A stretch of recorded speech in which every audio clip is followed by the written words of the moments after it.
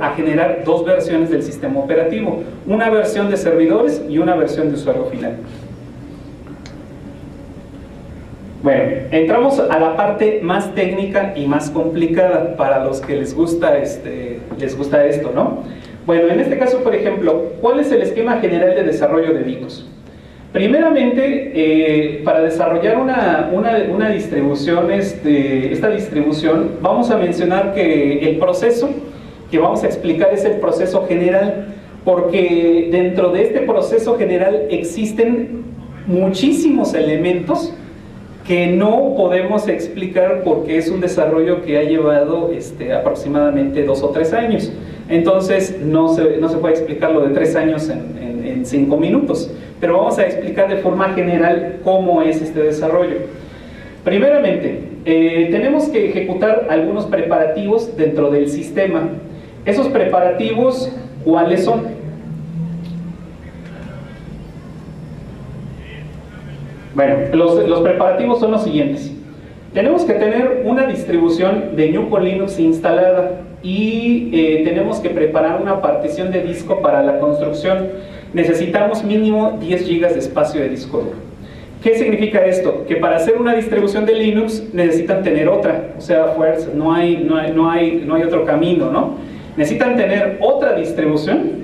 Y si lo quieren hacer más difícil, no otra distribución, sino otro sistema operativo que sea basado en Unix. Pero sería una forma más complicada todavía de hacerlo, ¿sí? Entonces, bueno, ahí sí sería muy temerario, ¿no? Pero bueno, en este primer punto, ¿no? Necesitamos contar con una distribución de GNU con Linux instalada, la que a ustedes les guste, con la que ustedes se acomoden. Podemos tener instalado Ubuntu, Debian, Slackware, Red Hat, cualquier distribución GNU con Linux, ¿sí? Es importante. Bueno, una vez que ya tengamos esta distribución instalada, el disco duro necesita tener un espacio en una partición, eso es muy importante. La partición debe de tener 10 GB mínimo libres, ¿sí? Libres, debe estar limpia la partición, preferentemente. El siguiente punto es que debemos de tener, a ver, aquí me adelanté un poco, es ahí. El siguiente punto es que debemos de tener un conjunto de herramientas de desarrollo instaladas. Este es muy importante, ¿sí? Debemos de tener, por ejemplo, las herramientas que se ven en la lámina. Debemos de tener el lenguaje C, debemos de tener Vinutils, Flex, Jack, May, Autotools, headers del núcleo. Esas herramientas son las herramientas de GNU, debemos de tenerlas, ¿sí? Es obligado. Los headers del núcleo es importante. Aquí los headers del núcleo se debe de escoger una versión de núcleo. O sea, ustedes si van a hacer una distribución, necesitan analizar qué versión de núcleo van a utilizar, ¿sí? ¿Qué versión de núcleo se va a utilizar? Eso es muy importante. Entonces aquí necesitan tener ustedes esa consideración para tomar los puros headers, que son archivos con extensión .h, y estos headers son necesarios para empezar el desarrollo. Por otro lado, necesitamos obtener los fuentes del software mencionados anteriormente, y así como los parches de software que también vayan a requerir para la distribución. Y todo este software, todo lo que se necesita. De hecho, ahí solamente mencionamos las herramientas más importantes, pero es una lista de aproximadamente 45 paquetes de software. Necesitan aproximadamente esos paquetes en su código fuente, todos los parches necesarios. Los parches los pueden obtener de Debian, los pueden obtener de Red Hat, los pueden obtener de los desarrolladores, de los sitios oficiales de desarrollo. O sea, necesitan ponerse a analizar. O sea, es una, no sé cómo le podrían llamar ustedes, es una talacha, ¿no? Yo le diría así como, de una forma más típica, ¿no? Como dice el mexicano, ¿no? Es una talacha, pero así enorme. O sea, es ponerse una semana, 2 semanas a revisar, así de forma concienzuda, hasta encontrar cuáles son los parches, cuáles son las mejoras, qué es todo lo que van a requerir ustedes, por ejemplo, para poner ustedes en los softwares, ¿sí? Y bueno, en el último punto de esta etapa necesitan ustedes crear un usuario para la construcción del sistema operativo, poner un usuario, crear un usuario con el nombre que ustedes deseen, pero claro, bueno, así lo van a seguir, y necesitan hacer ciertos ajustes en las variables del sistema para el usuario. Entonces, esta etapa son tener una distribución, tener el software necesario de desarrollo, los puentes, el usuario y hacer algunos ajustes. O sea, realmente esto hasta aquí, un usuario de nivel intermedio lo hace excelentemente. O sea, aquí no hay mucho problema, ¿no? Bueno, siguiente etapa. En la siguiente etapa se tiene que preparar el sistema. Esa es una de las etapas más críticas, el sistema temporal.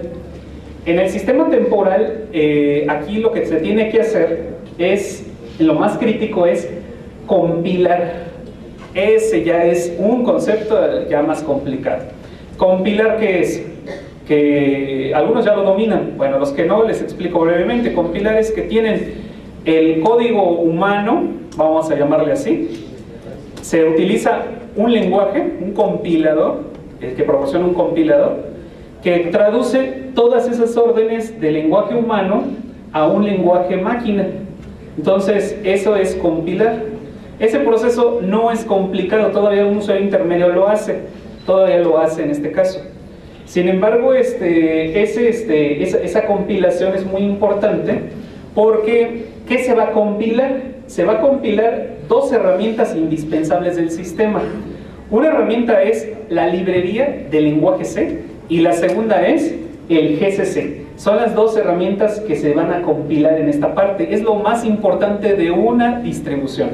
Las librerías del lenguaje C proporcionan todas las funcionalidades del sistema, todas las funcionalidades del sistema las proporcionan.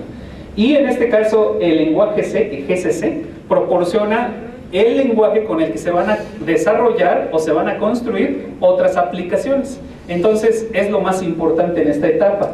Aquí estas propias herramientas proporcionan una suite de pruebas que se ejecutan para saber si el lenguaje que se compiló tiene las especificaciones de calidad necesarias para poder construir con él otras herramientas. Entonces, esto es muy importante y es de lo que se hace en esta etapa. Bueno, se compilan y se preparan otras herramientas, como en este caso es binutils, algunas herramientas, los núcleos del sistema, los núcleos del kernel, las cabeceras del kernel, mejor dicho. Se compilan las herramientas básicas del sistema, como son algunas herramientas muy indispensables que proporcionan comandos de los más básicos. En este caso, por ejemplo, TCL, ESPET, Encurses, Bash, Bzip, Corutils, Debutils, E2FS-Prox. Esos proporcionan los comandos básicos, prácticamente. Proporcionan los comandos cp, proporcionan el comando ls, el comando, por ejemplo, mount, el comando mount, el comando fsck.